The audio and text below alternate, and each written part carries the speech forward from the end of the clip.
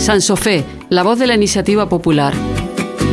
Un espacio de comunicación comunitaria y participación ciudadana realizado por la Asociación Cultural Guiniguada Comunicación.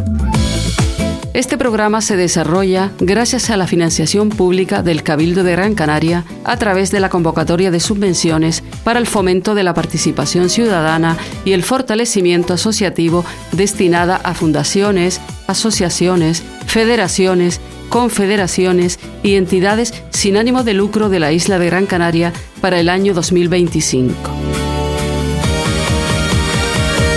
Sansofé, donde la palabra se comparte, la ciudadanía participa y las ideas se ponen en común.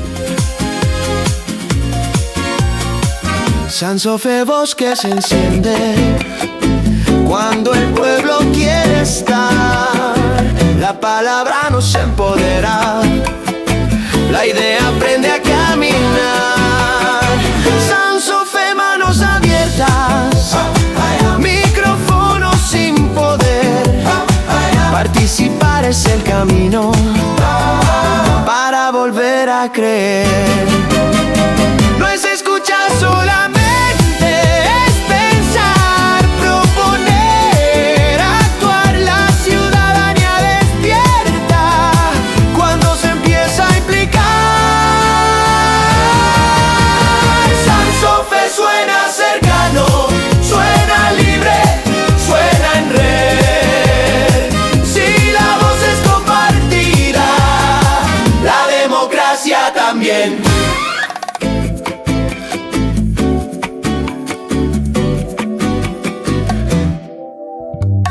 Muy buenos días, vamos a continuar en Sansofé acercándonos a las jornadas de radios escolares celebradas el viernes de la pasada semana, un espacio donde la comunicación se convirtió en punto de encuentro entre educación, ciudadanía y compromiso con el territorio.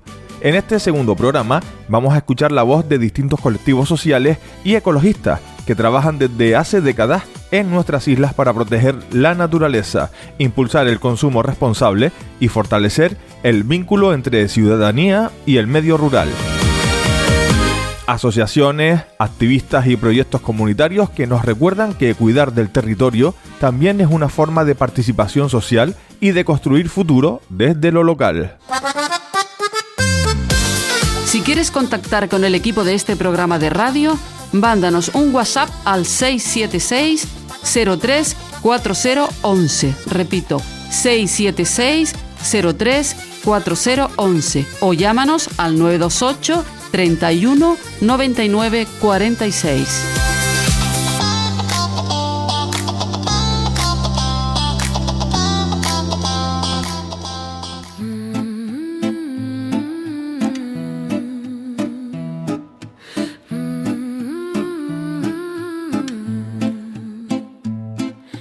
Dicen que el futuro está por llegar,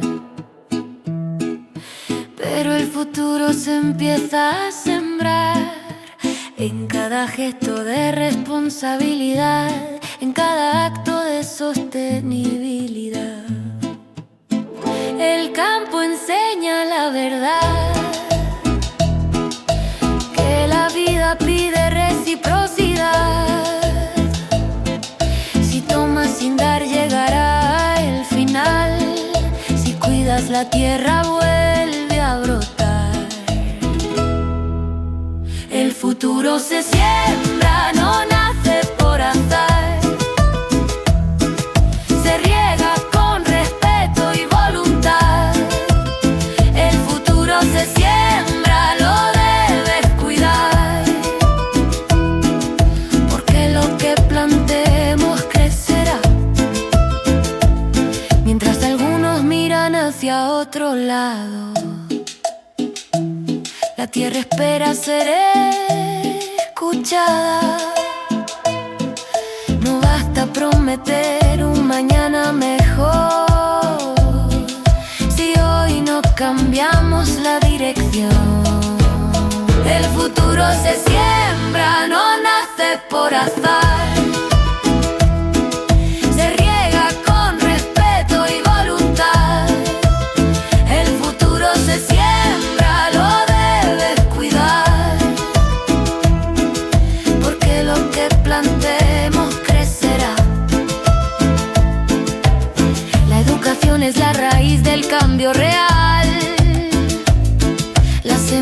energía que puede transformar.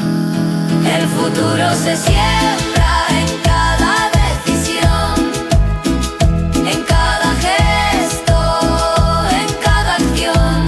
Si cuidamos la tierra con el corazón, el mañana tendrá canción.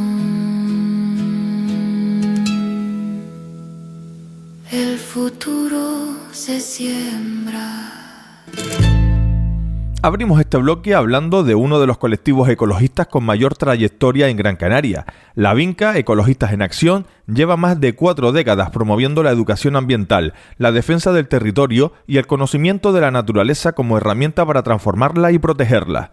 Para conocer mejor su trabajo y reflexionar sobre la relación entre agricultura de kilómetro cero, paisaje y participación ciudadana, vamos a escuchar la conversación que tuvimos con Mario Marrero, miembro de este colectivo nacido en el norte de la isla.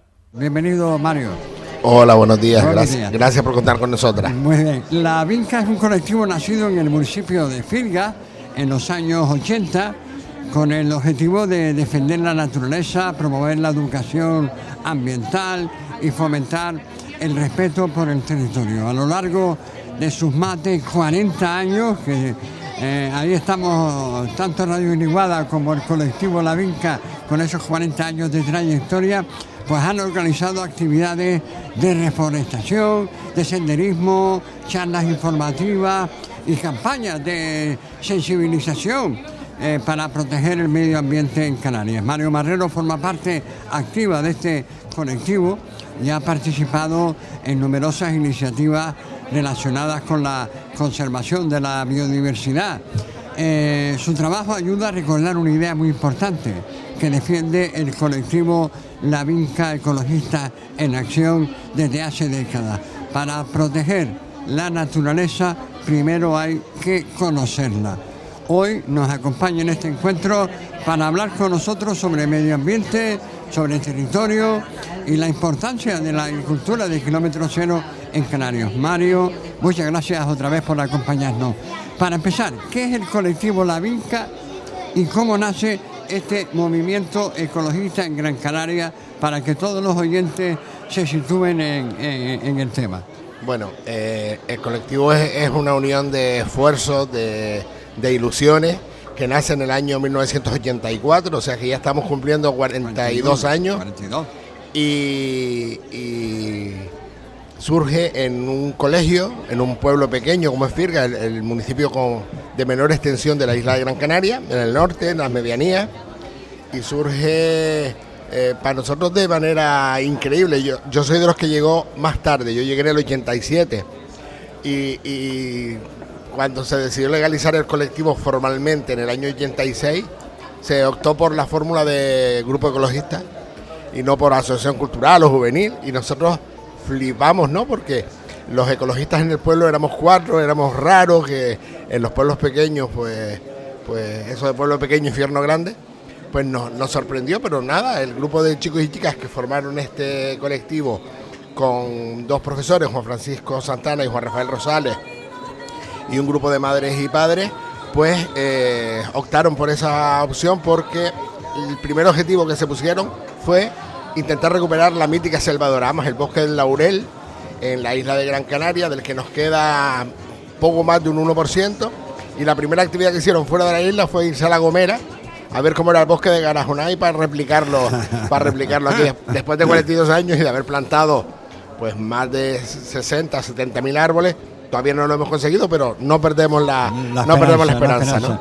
El colectivo lleva, como tú bien dices, más de 40 años trabajando por el medio ambiente. ¿Cómo ha cambiado la conciencia ecológica en Canarias durante este tiempo? ¿Y cuáles son algunas también de las actividades que realizan para acercar a la naturaleza a la ciudadanía, Mario? Bueno, en 40 años ha cambiado muchísimo. Entre otras cosas, en la actualidad tenemos multitud de leyes, multitud de recursos que deberían proteger la naturaleza. Sin embargo, la protección real, pues desgraciadamente no es como nos gustaría.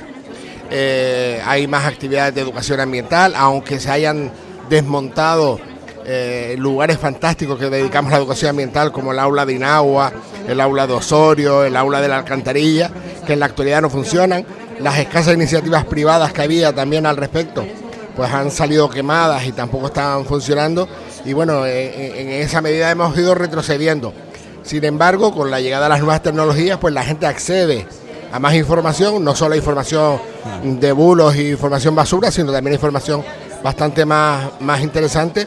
Y nosotras somos optimistas en que la cosa está mejor, pero que aún debe seguir mejorando bastante, porque, entre otras cosas, la participación ciudadana se entiende de una manera distinta como se entendía hace 40 y pico años, que la gente se asociaba, etcétera.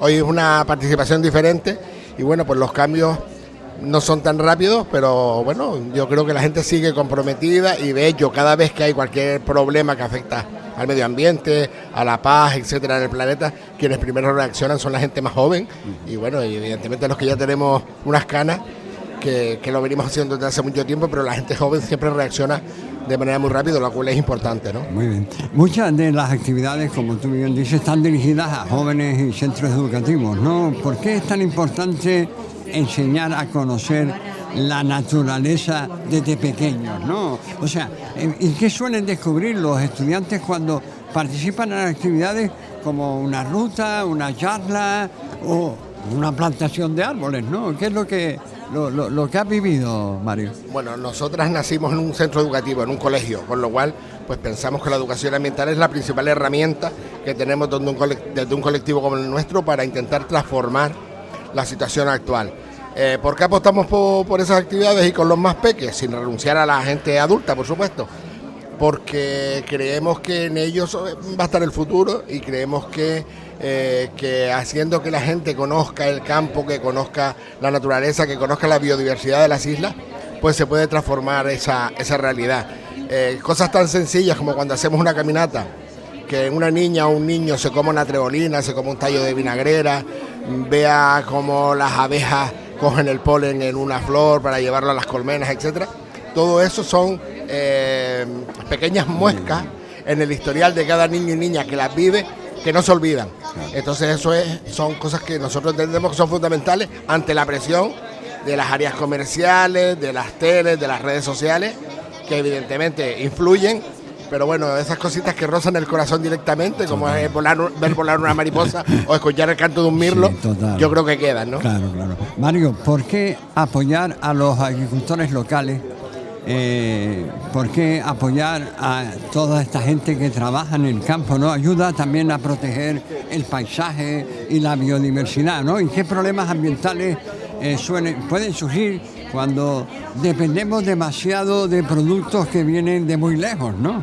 Sí, ahora mismo estamos en una situación que está poniéndose cada vez más complicada por los mimos de un señor teñido de naranja que está empeñado en destruir el planeta para llenar su bolsillo. Y en estos momentos es más claro que las agricultoras y agricultores locales, que los ganaderos y ganaderas locales tienen un papel fundamental para la alimentación de esta tierra, para el paisaje, como tú bien decías. Los agricultores generan paisaje, los agricultores y ganaderos protegen el paisaje porque evitan o ayudan o contribuyen a evitar los incendios forestales, porque quien ve cómo crece una papa en la tierra o cómo se ordeña una cabra para después hacer un queso, esas son cositas que no se olvidan, ¿no?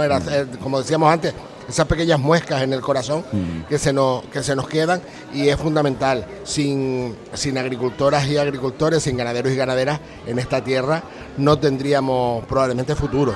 Ten en cuenta que somos una tierra en la que somos 1 millón aproximadamente de canarios y canarias, y algunos años hasta 18, 19 millones de turistas que llegan de fuera, que generan economía, es cierto, pero que también consumen agua, consumen energía, nos dejan basura, etcétera, en un territorio finito, que hacen que los precios de las viviendas, etcétera, se disparen hasta el infinito y más allá, como diría Arístides Moreno, y entonces pues no hay que olvidarse de esa agricultura, de esa ganadería de kilómetro cero y de quienes la generan, esas mujeres y hombres que hacen que esa generación de paisaje, protección del territorio, de las tradiciones, de la costumbre y de la buena comida, pues se mantenga, ¿no? Mira, Mario, desde colectivos ecologistas La Vinca, ¿no?, se denuncian a veces pues daños al territorio, ¿no? ¿Por qué es importante que existan asociaciones que vigilen y que defiendan el medio ambiente? Y si tú crees que la sociedad canaria está cada vez más concienciada con la protección del territorio, de lo que es nuestra tierra, ¿no? Sí, la sociedad canaria tiene mayor nivel de conciencia, es una realidad, pero desgraciadamente tenemos que seguir existiendo colectivos como el nuestro, porque aunque tenemos más leyes que nunca, tenemos más recursos que nunca, etcétera, la realidad es que el uso partidista de esos permisos, de esas licencias, de esas obras en suelos rústicos, etcétera, etcétera, hace que todavía que para muchos políticos sea interesante saltarse la legalidad y beneficiar a unos ciudadanos y ciudadanas con respecto a otras y a otros. Entonces, tenemos que seguir existiendo porque todavía hay gente que hace un mal uso de la legalidad y hace un mal uso de los recursos que tenemos en esta tierra, ¿no? Por ejemplo, con el modelo turístico, lo primero que tendríamos que ver es qué capacidad de carga aguanta nuestra tierra y no ir a todas las ferias internacionales de turismo a seguir trayendo más miles y miles y millones de turistas a una tierra que no puede soportarlo. Canarias tiene un límite y ese límite o lo fijamos ya o los canarios y canarias nos tendremos que ir de esta tierra a otro lugar, ¿no? Sí, no, como se está yendo parte de la juventud, ¿no? O sea, ¿qué pueden hacer los jóvenes para participar activamente en la defensa de la naturaleza, ¿no?, en la defensa de nuestro territorio, en este ambiente que estamos de encuentros de radios escolares donde hay un montón de la juventud está llena, porque Triana normalmente no es una calle que esté llena de juventud, exceptuando por alguna zona de comestibles por allá, ¿no? Pero normal no es encontrarnos con tanta juventud, ¿no? O sea, ¿qué pueden hacer los jóvenes para participar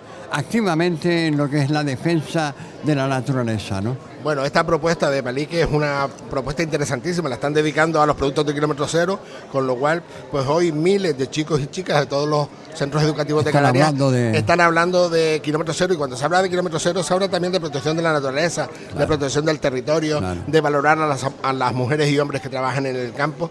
O sea, te digo, nuestra apuesta por la educación ambiental coincide un poco con esta de Palique, con la labor que ustedes hacen también desde su radio y de otras radios libres. Me gusta utilizar ese término. Muy bien. Que intentamos poner el granito de arena para que la gente más joven tenga toda la información y en base a tener toda la información decida. Porque si nos informamos solo por el TikTok y por las redes sociales, pues lo vamos a llevar bastante mal, porque lo que se fomenta de ahí es el odio, las mentiras, el machismo, la intolerancia, el racismo, y el mundo no funciona con esas reglas, a no ser que seas el zanahorio y sus amigos, ¿no? Y para terminar, Mario, ¿qué mensaje te gustaría dejar a los estudiantes que hoy están participando en este encuentro, ¿no? ¿Cuál sería el mensaje definitivo para ellos, ¿no? ¿Cuál sería desde una visión del colectivo ecologista La Vinca, ¿no? ¿Cuál sería el mensaje que le daría a estos jóvenes también, ¿no? Bueno, desde La Vinca Ecologistas en Acción, lo que diríamos es que se sigan esforzando porque esta tierra mejore, que su labor es fundamental para que Canarias y el planeta cambien, y que los que tenemos más edad dependemos de ellas y de ellos para que este planeta tenga futuro. El planeta va a seguir viviendo. El problema es si los seres humanos seremos los próximos dinosaurios y los extinguiremos. El planeta va a seguir viviendo con más daños, con más heridas, pero tenemos que intentar que los seres humanos, que supuestamente somos los racionales, los más inteligentes, pues colaboremos a que el planeta viva lo mejor posible, el máximo tiempo posible. Pues nada, queremos agradecer a Mario Marrero del colectivo La Vinca Ecologistas en Acción por acompañarnos hoy en este encuentro de Palique. Gracias por compartir con nosotros tu experiencia y por ayudarnos a entender mejor la importancia de cuidar nuestro entorno, proteger la biodiversidad y valorar el territorio en el que vivimos. Conversaciones como esta nos recuerdan que el medio ambiente no es solo un tema científico, sino también social, y educativo, y que iniciativas como la agricultura de kilómetro cero que estamos viviendo en este encuentro, pues nos ayudan a apoyar a nuestros agricultores y agricultoras, reducir el impacto ambiental y mantener vivos nuestros paisajes. Esperamos que este encuentro sirva para que los jóvenes que hoy participan en Depalique se sientan más conectados con la naturaleza y con la responsabilidad de cuidar las islas en las que vivimos. Mario, ha sido un placer contar contigo. Muchísimas gracias por acompañarnos en esta mañana. Que tengas un buen día, mi niño. Gracias a ti también, gracias a Radio Guiniguada y felicidades por esos 40 años que están cumpliendo. Que ahí estamos un montón de colectivos en esa línea. Y bueno, eso demuestra que si hace 40 años o 30 y tantos años diferentes personas fuimos capaces de unirnos para sacar colectivo adelante y que hayan llegado al 2026, pues estas generaciones nuevas que están hoy aquí en Depalique, pues hagan lo mismo y tiren con ellas para adelante, ¿no? Tengan memoria. Muchísimas gracias, Mario. ¿Formas parte de una asociación, federación, club o colectivo? ¿Tienes algo que contar a la ciudadanía? Sansofé es el programa para eso. Escríbenos a info@radioguiniguada.com y cuéntanos. Que se entere Gran Canaria. La defensa del territorio también pasa por reconectar a la ciudadanía con la naturaleza y con los alimentos que consumimos cada día.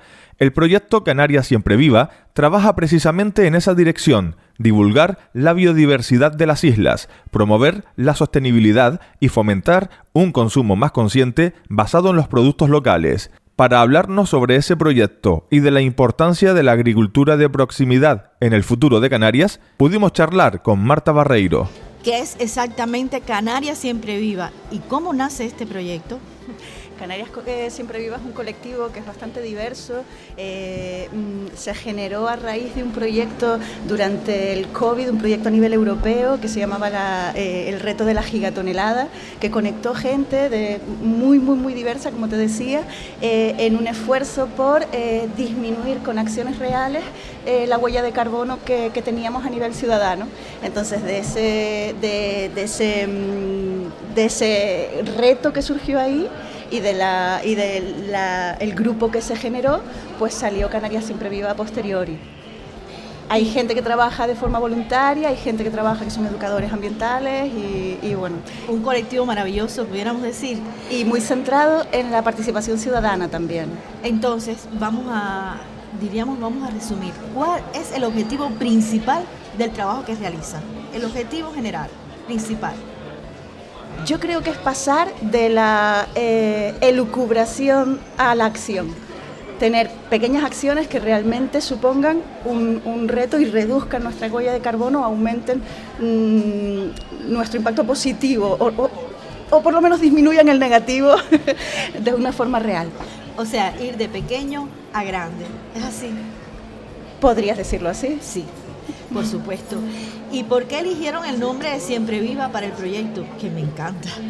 Pues fue una creación colectiva, es lo que tengo entendido. Yo no estaba tanto en esa primera fase y el otro día lo comentábamos. Sí, porque ¿cuántos años tiene el proyecto exactamente? Pues te digo, desde 2020 el germen, ¿no?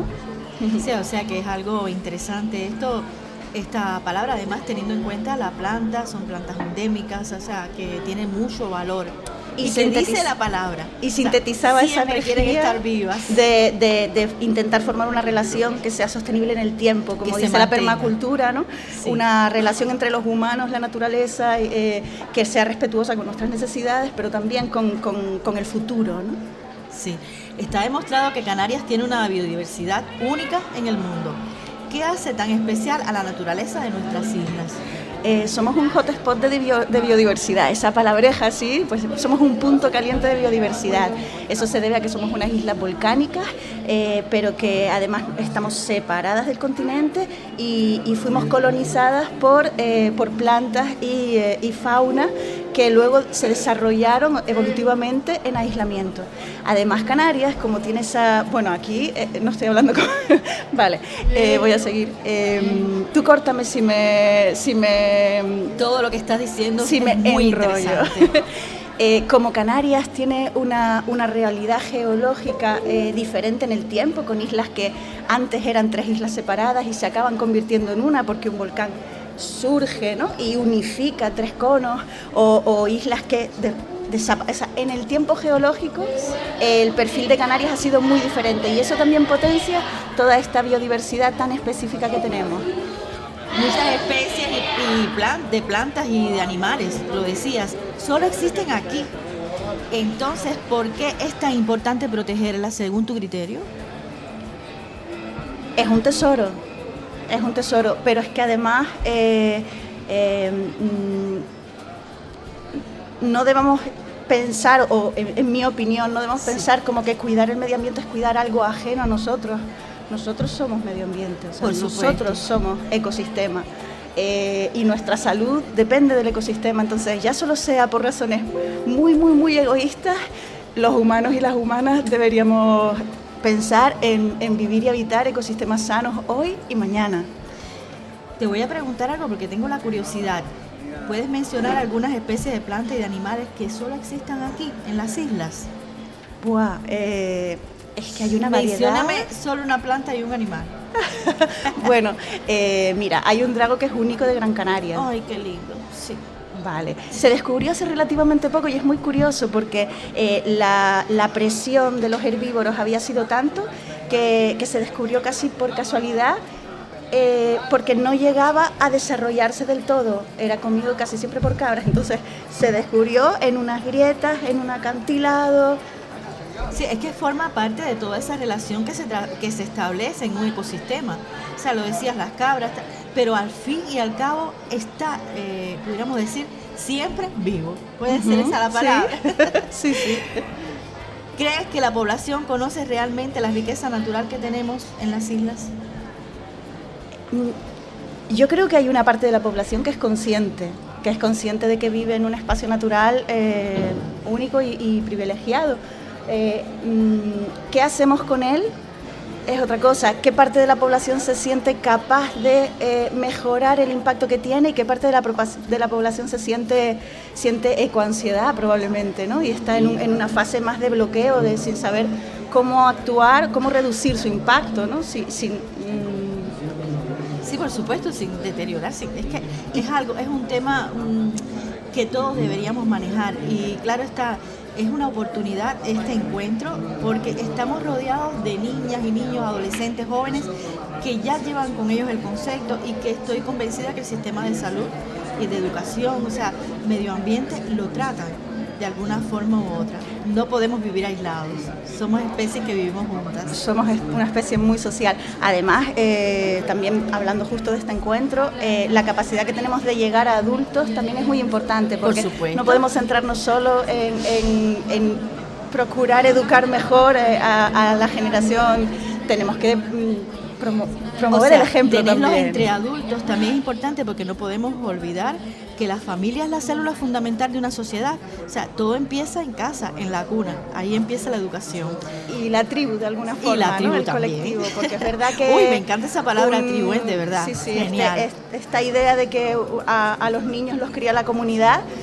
Debemos cuidar las comunidades que habitamos y que tenemos. A veces tenemos recursos y necesidades muy pegadas en un mismo edificio y no se ponen en común, no se conectan. Este encuentro, ya lo hemos hablado, está dedicado a la agricultura kilómetro cero. ¿Qué significa exactamente para ti este concepto?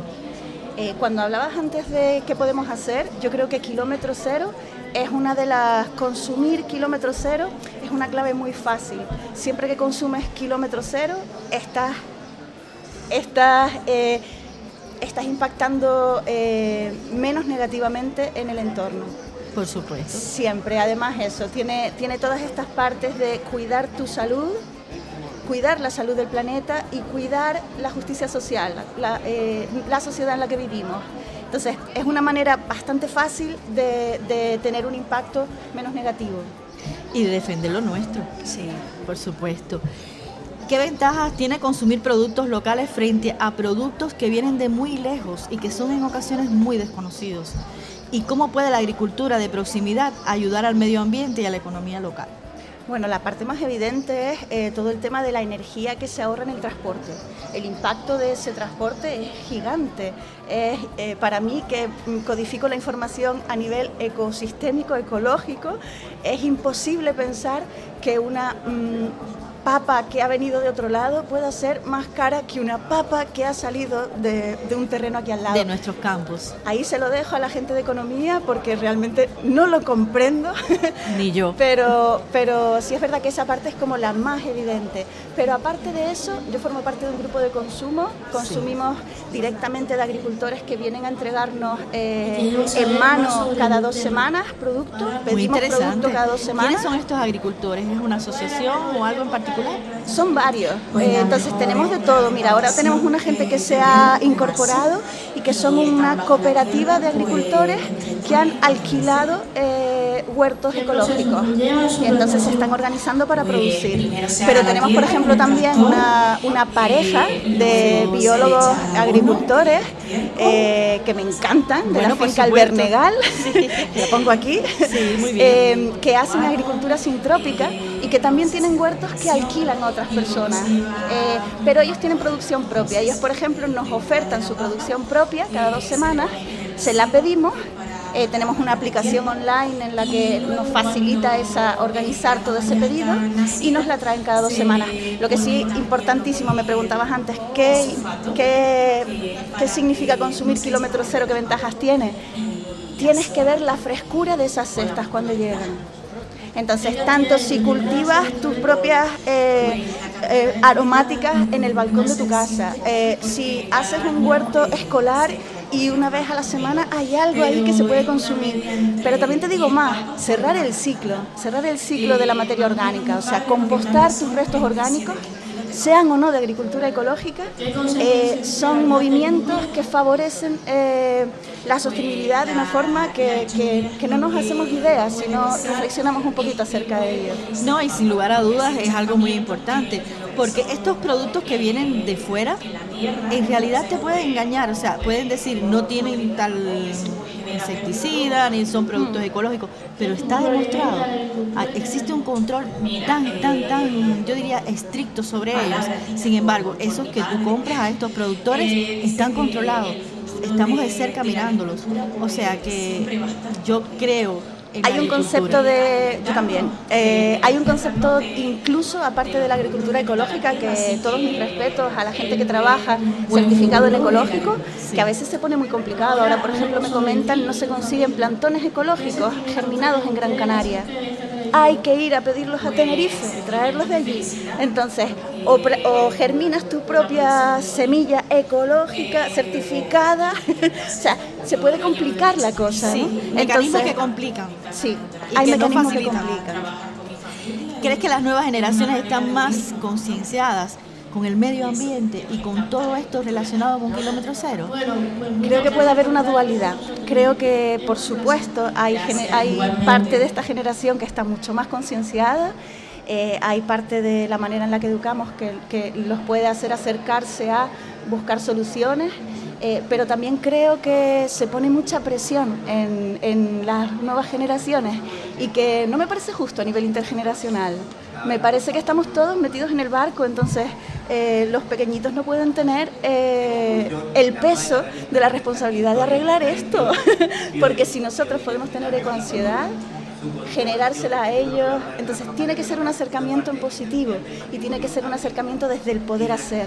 Que convenza. No desde el exigir. No desde exigir.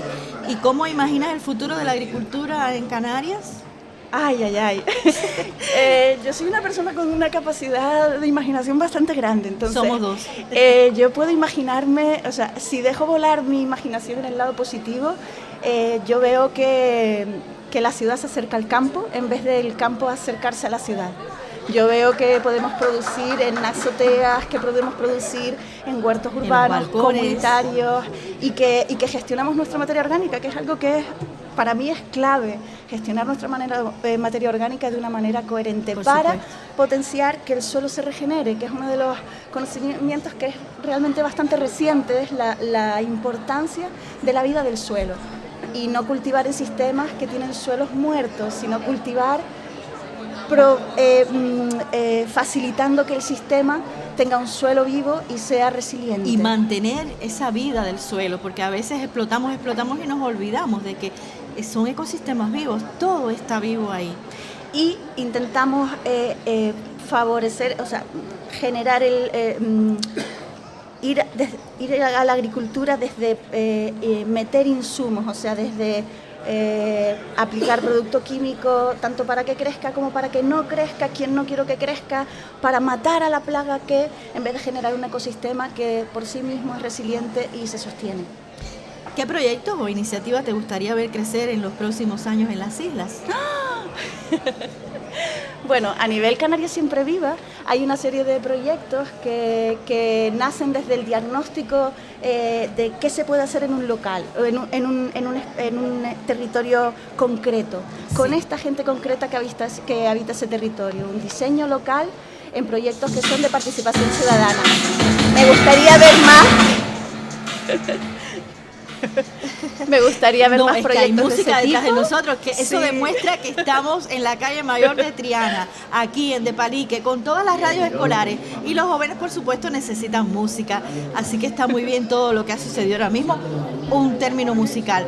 Pero ¿qué mensaje te gustaría, ya que estamos hablando de estudiantes, de jóvenes, adolescentes, niñas y niños? ¿Qué mensaje te gustaría hoy, en este momento, enviar a todos aquellos que todavía no se han sumado al encuentro y que nos están escuchando ahora mismo por la 89.4 Radio Guiniguada, emisora libre y comunitaria? ¿Cuál sería tu mensaje para esas personas que no han llegado hasta el encuentro? Bueno, a la gente que todavía se puede acercar, los animo a hacerlo, porque realmente ver interactuar a estudiantes, tanto de primaria como de secundaria, con la gente que está en las ondas normalmente y sobre todo hablando de un tema como la agricultura local, me parece muy muy interesante. Y luego, si no, que sintonicen Radio Guiniguada o alguno de los otros proyectos que están emitiendo en este momento, que sintonicen desde luego, y que se sientan libres de pensar cómo pueden tener una relación más sana, más bonita, más reconfortante con la producción de alimentos y con el consumo.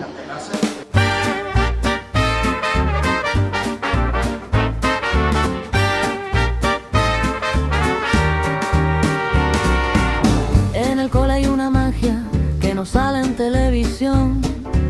Es un estudio pequeñito pero lleno y grande de ilusión. Un micro abierto en el aula, una historia que contar. Las radios escolares crecen cuando alguien se atreve a hablar.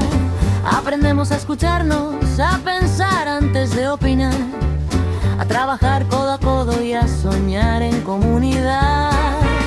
Cada voz tiene su espacio, cada idea su lugar, porque en la radio del centro nadie se queda atrás. Es palabra compartida, es respeto y creación, es la escuela haciendo barrio a través de la comunicación. Que suenen fuerte las radios escolares, sembrando futuro en los centros educativos.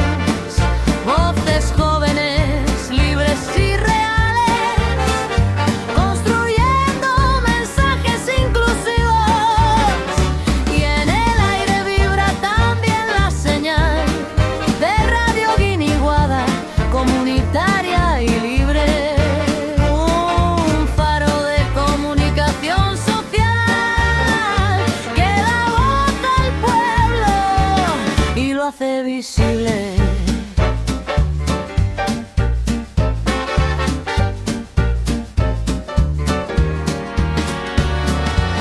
No hablamos de audiencias grandes ni de cifras comerciales. Hablamos de participación, de justicia y de igualdad. Micrófonos que abren puertas, que conectan realidad, que convierten cada historia en semilla de dignidad. Radio libre, radio cercana, sin cadenas ni presión, donde importa la persona mucho más que la emisión. Guiniguadas, Rozonón, Guiara, Poerendia y Corazón, un ejemplo de que otra radio, si es posible en la región, es cultura, es compromiso,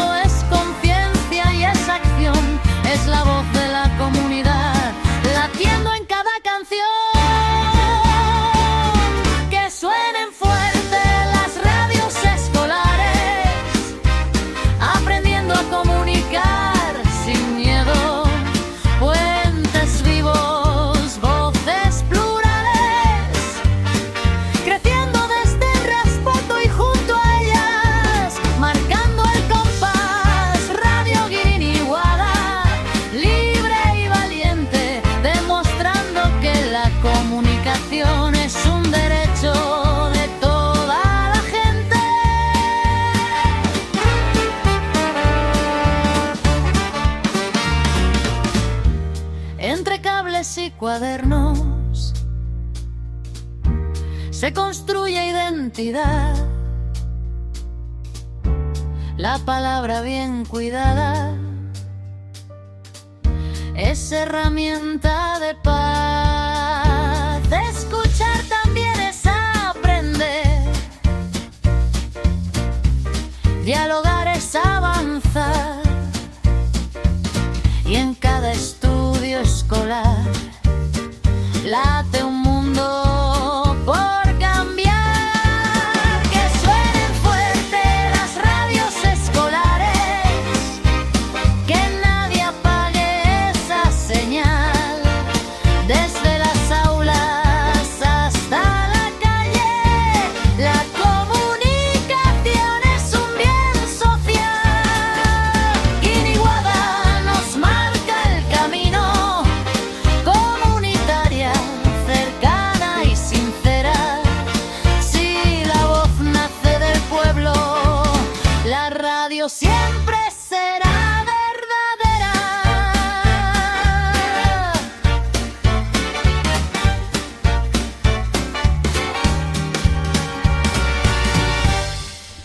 La protección del medio ambiente también requiere de coordinación entre colectivos y una visión común sobre el futuro del territorio. BENMAJEC, Ecologistas en Acción, es una federación que agrupa a numerosos grupos ecologistas de Canarias y que trabaja en temas como la gestión del agua, la soberanía alimentaria y la justicia ambiental. En este encuentro hablamos con su portavoz, Eugenio Reyes, sobre los desafíos ecológicos de Canarias y el papel de la ciudadanía en la defensa del territorio. Bueno, la federación... Federación, muy bien. Sí, nació al principio de los años 90, ¿no? Como un proceso de encuentro de todos los microcolectivos que había en Canarias. Había más de 50 colectivos que estaban defendiendo distintos puntos del territorio y al final vimos que había que tener una estrategia compartida y entonces hicimos un encuentro, formulamos un ideario, que es el ideario de BENMAJEC, ¿no? BENMAJEC significa Hijos del Sol, MAJEC que es la estrella O sea, madre. ven, yo pensaba al principio sin saber, yo dije, le preguntaba a mis compañeros, ¿algún anglicismo? O sea, una palabra, y me dicen, no, tiene que ver con nosotros, con los canarios. Sí. Bueno, el Magreb, que es el espacio que la alumbra la luz del sol, viene de la adoración a MAJEC, la palabra mago, el campo, que son los hijos de que están bajo la estrella maga, ¿no? De la estrella MAJEC, que es la estrella del sol, ¿no? Incluso Majoritania era una gran cultura asociada a la cultura maga, ¿no? La cultura magueb, ¿no?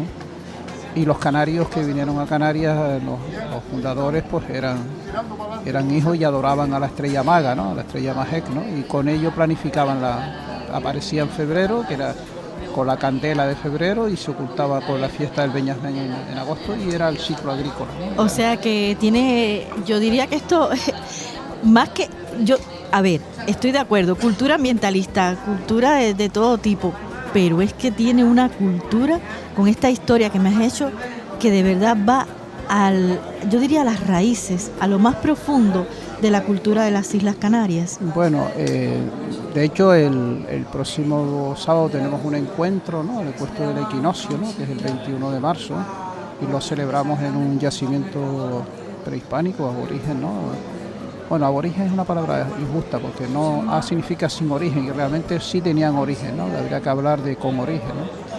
Y allí se refleja, hay un yacimiento, un enterramiento, el más grande de Canarias, donde se celebraba la luz de primavera, ¿no? La estrella maga, ¿no? Y a partir de eso se planificaba ciertos cultivos, cierta agricultura, ¿no? O sea, la cultura maga probablemente, y además fueron los primeros que tenían un calendario en tiempos lunares. El tema de los ciclos femeninos era una cultura filomatriarcal, donde el papel de la mujer en la agricultura era quien fecundaba la tierra, quien fecundaba la vida. Qué interesante, ¿verdad? ¿Sabes? Y el hombre pues estaba a ese servicio, ¿no? Pero quien podía entrar a fecundar la tierra y hacer los cuidados era la mujer, ¿no? Era la que iniciaba los cultivos, derramaban leche como símbolo y tal. Y Dios. y con eso iniciaban los huertos, ¿no? De ahí viene el movimiento ecologista con recuperar esa cultura, ¿no? Y sobre todo los saberes que había ancestrales. Ten en cuenta que la agricultura se tiene referencia hace unos 10.000 años, que empezó precisamente en las grandes cuencas hidrológicas, la cultura persa, en China, en Mesoamérica y en África en torno a Egipto, ¿no? O sea, las crecidas de Egipto, que es la cultura maga. Todavía hay gente hablando el mago, o sea, la cultura en el norte de África, y eso está reconocida como lengua minoritaria europea porque lo habla gente de Ceuta. Sí, es que sin lugar a dudas todo lo que nos has dado una clase. Bueno, información. Sí, pero decías que va a haber un encuentro. ¿Puedes reiterar el día, el horario, si está abierto al público? Por supuesto, todo lo que hacemos normalmente es abierto al público y es un encuentro simplemente para celebrar la primavera, y además, sobre todo porque además se produce un fenómeno curioso, porque frente hay un macizo, el macizo de Amurga, hay una grieta y solo ese día, el 21 de marzo, atraviesa un rayo de luz que incide en el túmulo central donde está enterrado el Mesei, y que ellos entendían que ese rayo es el que fabricaba la primavera, el que daba... Algo divino. Sí, divino, porque se encontraba en un suelo páramo, abandonado, y de repente la primavera resucitaba todo, ¿no? Entonces, esa percepción de la luz como creadora de vida, ¿no? O sea, que tocaba la luz, esa luz, y crecían las hierbas, crecían tal... Pues ellos también lo entendía que con la resurrección, por eso momificaba, pues ellos querían en la reencarnación en ese contexto de la luz de primavera. Y en cierta forma es así, o sea, cuando tú un grano lo pones en el suelo, se reencarna en el suelo, y a través de la luz, la materia muerta, ¿no? O sea, los excrementos, el suelo, los minerales, materia que está muerta, de repente se resucita y aparece una manzana viva, una pera, un aguacate, granos, o sea, ese acto de resurrección de la vida lo inicia la tierra, ¿no? En ese momento que aún no conocemos bien si son hongos, tal, pero es curioso porque la materia que está inerte y muerta la transforma en seres vivos. O sea, que va de la muerte a la vida. La muerte a la vida. O sea, es algo inverso. Normalmente vamos de la vida a la muerte, pero en este caso es algo excepcional. Sí, ellos tenían esa percepción, y de hecho las estrategias que tenemos en Belmajer es soberanía alimentaria, y la agricultura está centrada en una metodología que se llama la agricultura regenerativa, donde realmente tú no extraes un bien del suelo, sino regeneras, y cuando planta la dejas más productiva, más eficiente. Cuando extrae grano se queda mejor que como fue antes, ¿no? A través de ese proceso de resurrección de la tierra, ¿no? De resurrección de la vida. Según tu criterio, ¿qué relación existe entre el consumo de productos locales y la protección del medio ambiente? Y yo diría de la cultura en general. Nosotros fuimos de los que acuñamos lo del kilómetro cero. Fue una propuesta ecologista que afortunadamente se ha ido extendiendo. La teoría del kilómetro cero consiste en que cuando tú comes cercanía, en principio la teoría del kilómetro cero se habla de 10, 15 kilómetros, o sea, se puede ampliar hasta 100 kilómetros.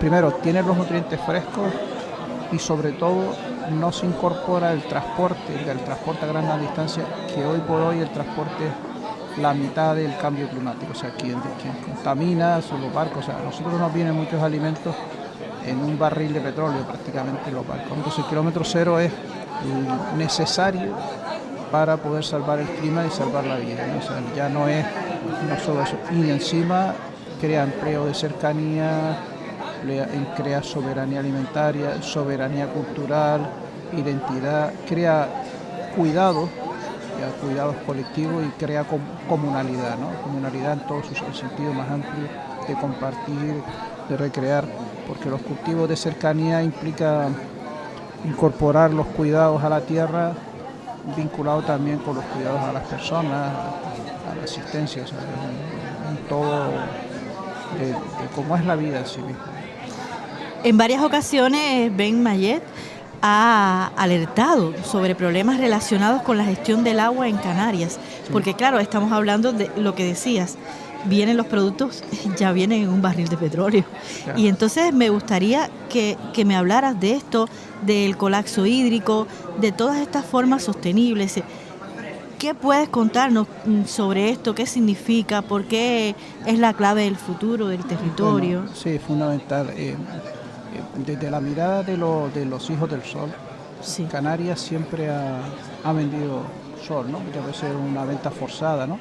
Cuando la conquista se esquilmó los grandes ríos, el río Guiniguada, donde nació las Palmas de Gran Canaria, el río de Agaete, el río de Guayadeque, había como 11 ríos en Gran Canaria, en Tenerife había 20 y pico, y eran ríos permanentes de agua continua, y hubo una política de destruir bosques y plantar caña de azúcar, ¿no?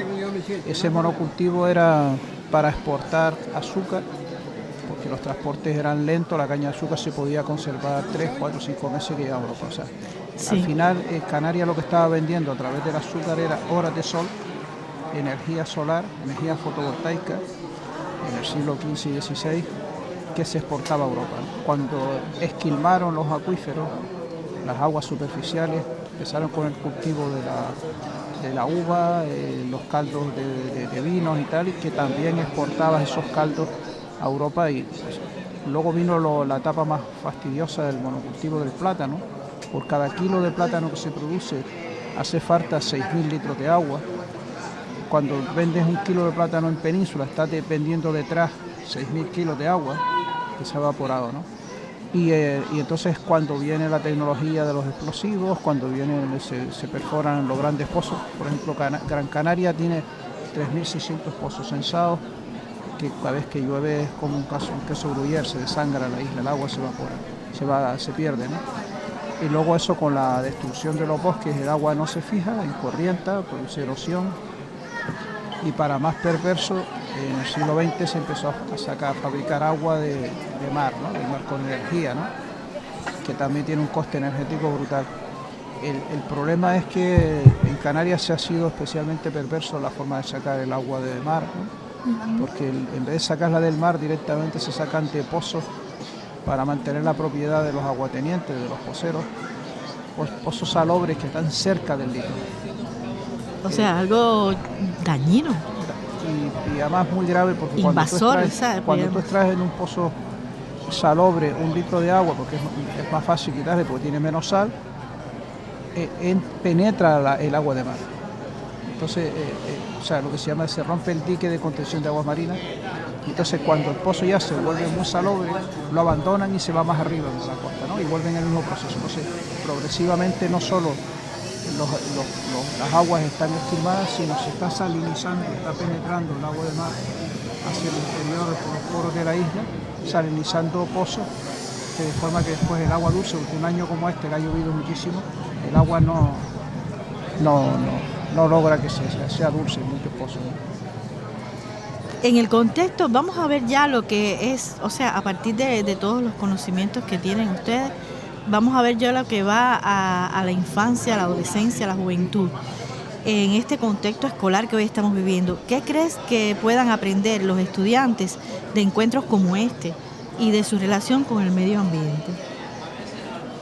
No sé, me gustaría que fueran ellos los propios protagonistas, ¿no? Explicar qué sienten, qué están percibiendo, ¿no? Y yo soy docente, doy clase en la Universidad de las Palmas de Gran Canaria, y la percepción que puedo tener es desde el punto de vista de un docente, ¿no? Y como un divulgador social también, y como activista, ¿no? Creo que los eventos en abierto posicionan a los alumnos en una condición de empoderamiento, de ser autoprotagonistas, construyen la información, manejan. Creo que es un proceso fundamental. Ojalá hubiera la escuela, sea una escuela abierta, la escuela en la calle como es hoy, y el intercambio de los jóvenes. Los jóvenes necesitan tocar experiencia, no solo una teoría sentado en una silla, sino creo que estos eventos ojalá se hicieran 3 o 4 o 5 al año, ¿no? Me parece maravilloso, ¿no? Para terminar, bueno, es que se nota que eres profesor. Te sucede igual que a mi colega Eloy Morales, que es profesor Eloy, y entonces ya se nota a la hora de intervenir y todo eso. Para terminar, ¿qué mensaje te gustaría transmitir a todas las personas que nos están escuchando en este momento y que quieran implicarse en la defensa del territorio, en la construcción de un modelo de una Canaria más sostenible?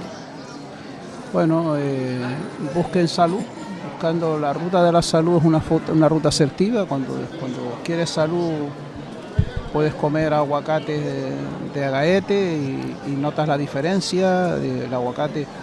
Si te alejas de McDonald's, que es papas de plástico congelada, o el pan barato de la Putí, y consigues, por ejemplo, grano prehispánico de cebada en Artenara, o sea, elegir una vida saludable es muy divertida, los sabores, la diversidad de sabores y de experiencias es alucinante. Nada, que tengan contacto con la tierra, y si no pueden, que tengan contacto con los alimentos que salen de la tierra. Eugenio, te digo, ha sido una clase magistral. Es que nunca había escuchado en detalle lo que hoy nos has explicado. Yo quiero darte las gracias por acompañarnos en este encuentro de Palique y por compartir con nosotros tu experiencia, la visión que tiene Ben Mayer y cómo podemos contactar con ustedes. O sea, cómo un ciudadano puede contactar con Ben Mayer. Tenemos página web donde pueden buscar Ben Mayer. Tenemos una red de 30 y pico colectivos por toda Canarias, Turcón, La Vinca, Centinela, la Ecologista Nación de Las Palmas de Gran Canaria. O sea, a través de poner ecologistas canarios, enseguida tienen posibilidad de conectar con nosotros sin ningún problema. Pues nada, muchas gracias por acompañarnos. Las puertas de Radio Guiniguada abiertas para ti y para todo el colectivo.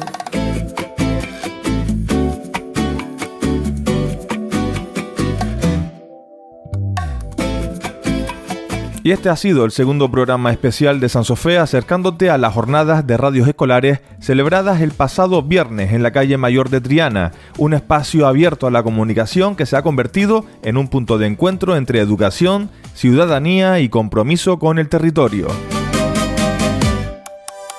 Mañana te ofreceremos la tercera edición de Sansofé dedicada a estas jornadas de radios escolares de Palique. Hasta entonces, sigue disfrutando con nuestra programación.